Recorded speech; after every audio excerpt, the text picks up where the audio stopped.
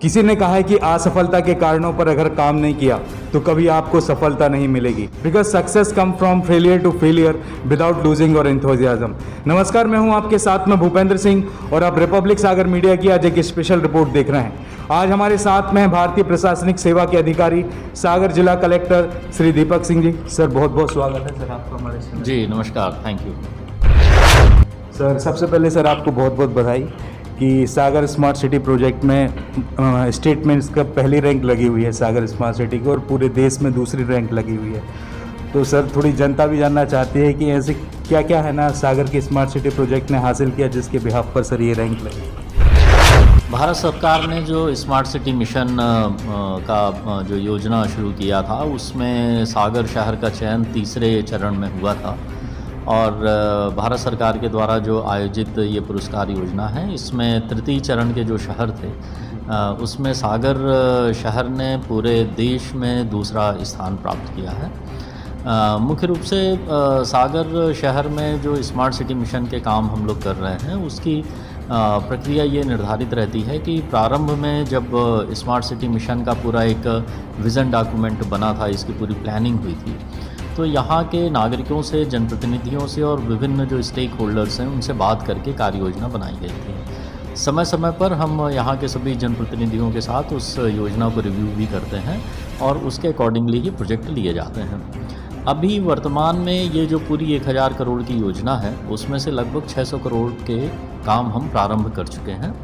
विशेष रूप से ध्यान दिया गया है यहाँ जो स्मार्ट सिटी के जो स्मार्ट रोड्स हैं, जो लेक का हम पूरा जीर्णोद्धार पुनरुद्धार कर रहे हैं, और इसके अलावा नागरिक ऐसी सुविधाएं जो कि शहर के लिए अत्यावश्यक हैं, चाहे वो पार्क का डेवलपमेंट हो, चाहे वो इंक्यूबेशन सेंटर का निर्माण हो, चाहे हम यहाँ पर सागर में पूरे संभाग की सबसे ऊंची इमारत बना रहे हैं कन्वेंशन सेंटर के नाम से।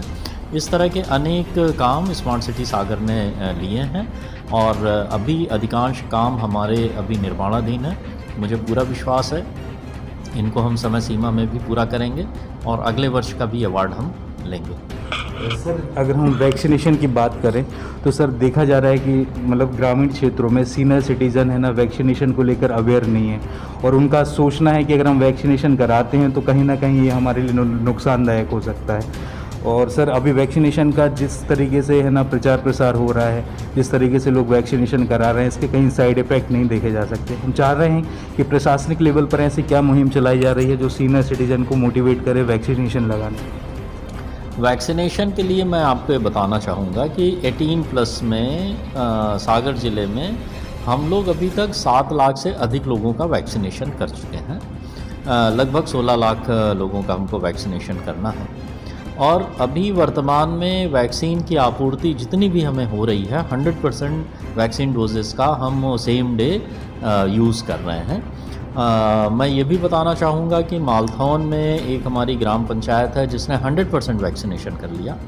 इसी तरह से बीना में एक ग्राम पंचायत है जिसने 100% वैक्सीनेशन कर लिया।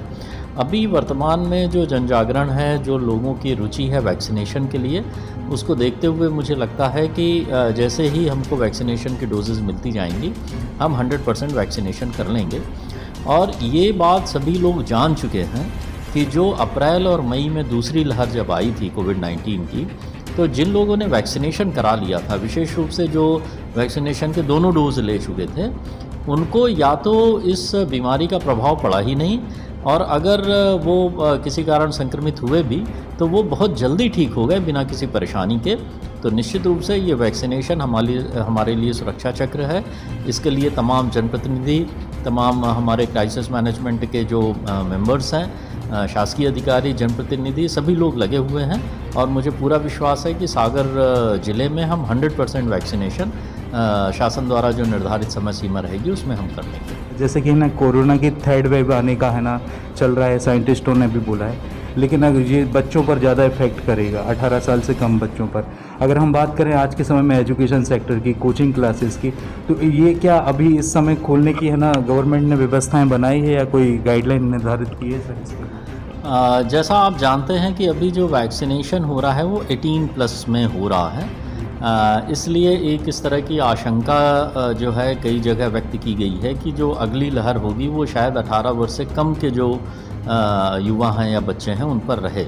तो एक तो मैं ये बताना चाहूँगा कि अगर हम कोविड-19 का जो प्रोटोकॉल है, उसके जो गाइडलाइंस हैं, जो कोविड बिहेवियर है, अगर हम उसका पालन करते हैं तो निश्चित रूप से तीसरी लहर को हम रोक सकते हैं।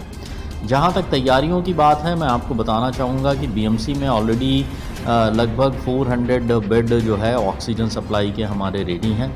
डिस्ट्रिक्ट हॉस्पिटल में भी हमने आईसीयू सहित 100 बेड हमने तैयार कर लिए हैं। डिस्ट्रिक्ट हॉस्पिटल में हमारा बच्चों का आईसीयू और एचडीयू दोनों तैयार हो रहा है। इसके अलावा पूरे ज़िले में जो हमारे 11 विकासखंड में सामुदायिक स्वास्थ्य केंद्र हैं, वहाँ भी लगभग हम 200 बेड ऑक्सीजन पाइपलाइन से सप्लाई के माध्यम से हम वहाँ तैयार कर रहे हैं। बीना का हमारा कोविड केयर सेंटर भी 200 बेडेड का ऑक्सीजन पाइपलाइन सप्लाई का रेडी है।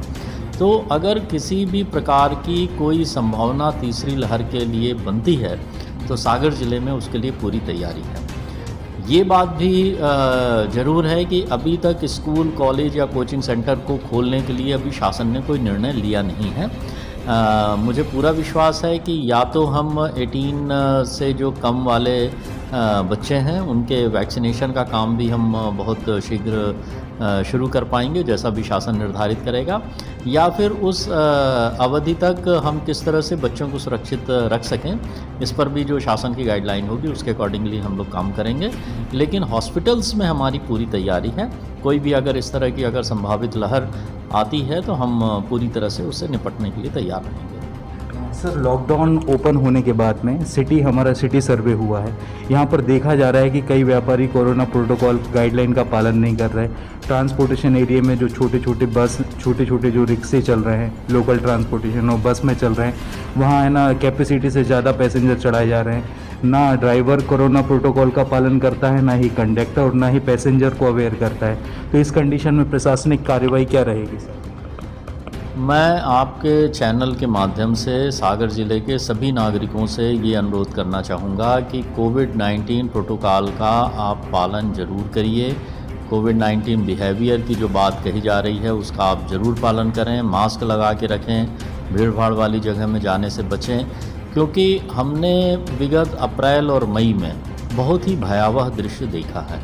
बहुत सारे अपने परिचित, रिश्तेदार, करीबी लोग, शहर के लोग इससे प्रभावित हुए हैं, कई जानें गंवाई हैं, कई लोग लंबी बीमारी के बाद, लंबे उपचार के बाद ठीक हुए हैं।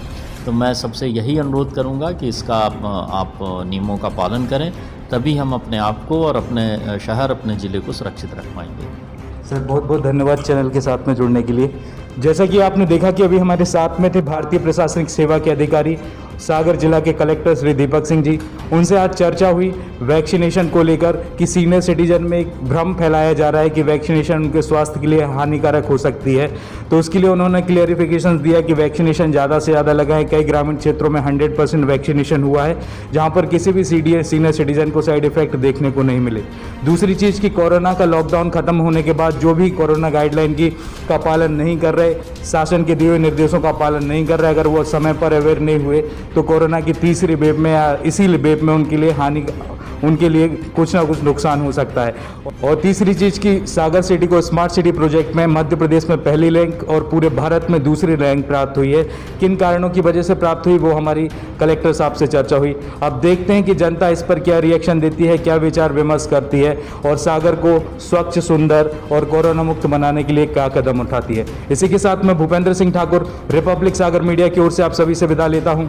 जय हिंद, जय भारत। अगर आप ये वीडियो YouTube पर देख रहे हैं तो हमारे चैनल को सब्सक्राइब करें और बेल आइकन को दबाना ना भूलें। अगर आप Facebook पर ये वीडियो देख रहे हैं तो हमारे पेज को लाइक करें। दुनिया के सबसे बड़े और आधुनिक प्लांट में हर बारीक परीक्षण से गुजरकर साइंस, टेक्नोलॉजी एंड डिजाइन के अद्भुत मेल से बना है सोनालिका ट्रैक्टर। एक ऐसा ट्रैक्टर जिसमें है जबरदस्त पावर। सोनालिका ट्रैक्टर्स में है HTM इंजन जो दे ज्यादा माइलेज, ज्यादा पावर और ज्यादा स्पीड। हर किसान की आन बान और शान। तो जीत लीजिए ये दुनिया अपने सच्चे साथी सोनालिका ट्रैक्टर्स के साथ। सबसे कम डीजल, सबसे ज्यादा पावर, और सबसे ज़्यादा रफ्तार का ही नाम है सोनालिका ट्रैक्टर्स, साथ ही हर जीत का। तो फिर देर किस बात की है, आज ही संपर्क करें साक्षी ट्रैक्टर्स एंड मोटर्स, अधिकृत विक्रेता सोनालिका ट्रैक्टर्स, वीरेंद्र पूनम पटेल, कृषि उपज मंडी के आगे, खुरई रोड, सागर, मध्य प्रदेश।